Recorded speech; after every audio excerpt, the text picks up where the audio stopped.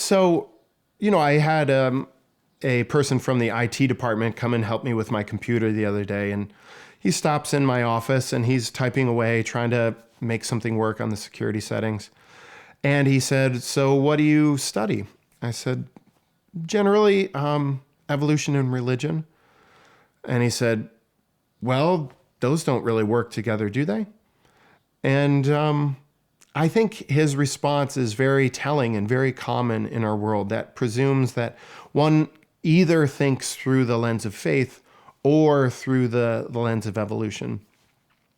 And part of what Girard does is he helps me think through how to think both at the same time, to not fill in the questions of biology or physics with some appeal to some divine mystery. That's known as like a God of the gaps way of thinking. It's a sort of wrong way of thinking that says, since we can't explain something or something is mysterious, that you just fill in the gap with God. It looks at all of the great cities of the world and says, wow, it's just a mystery that God supplied all of the great cities of the world with a river.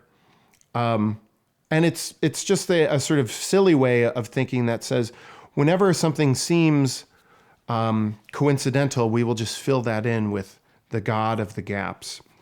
What Girard, his theory did, is it suggested to never fill in the gaps with some appeal to some divine answer, but said you can think about human evolution in terms of its natural selection and how it evolved to become the way that it did, and understand that as a part of a valid way of thinking about Christian evolution.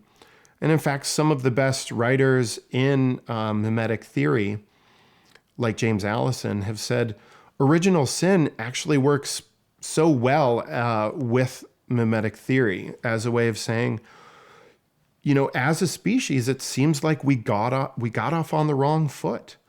We made unconsciously this sort of cultural and regularized religious habit of sacrificing others. And that really is what Christianity has been trying to teach us, is that is our sort of original sin. And repentance means trying to overturn our original sin.